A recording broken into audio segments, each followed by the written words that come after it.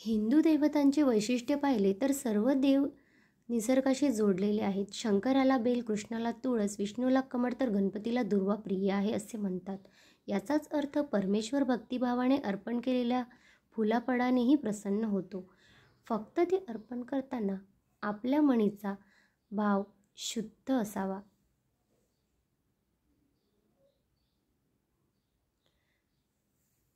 आता गणेश चतुर्थीला घरोघरी बाप्पाचे आवडते मोदक केले जातील व भक्तिभावे दुर्वांकुर वाहिले जातील.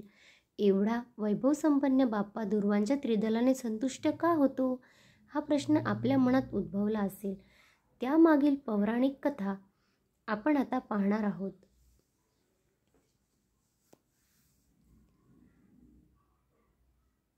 ऋषीमुनी आणि देवता यांना अनलासूर नावाचा राक्षस त्रास देत होता. देवतांच्या विनंतीवरून गणरायाने त्याच्याशी युद्ध केले आणि शेवटी त्या असुराला गिळून टाकले. तो असुर अग्नीसारखा तप्त होता. त्याला गिळल्यामुळे गणेशाच्या पोटात जळजळ होऊ लागली.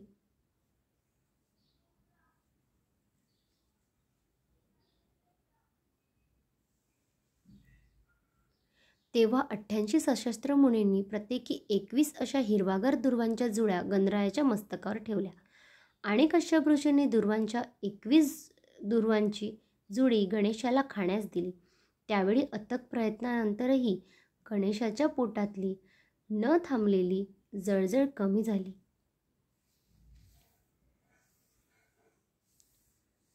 त्यावेळी गणरायाने सांगितले, यापुढे मला दुर्वा अर्पण करणाऱ्यास हजारो यज्ञव्रते, दान व तीर्थयात्रा केल्याचे पुण्य मिळेल.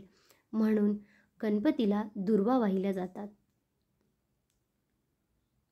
दुर्वा कशा वाहाव्यात? दुर्वा म्हणजे गवत, जे सहजपणे कुठेही उपलब्ध होते.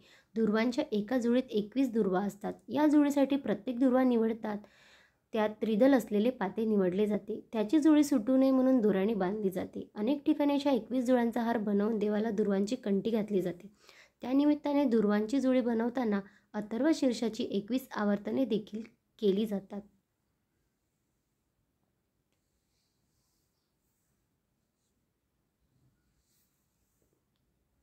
वेळेअभावी ते शक्य नसेल तर निदान एक जुळी तरी स्वहस्ते बनवून एक आवर्तन म्हणून गणरायाला दुर्वा अर्पण कराव्यात.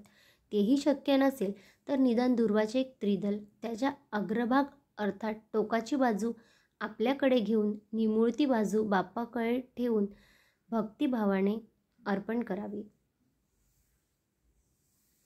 धन्यवाद.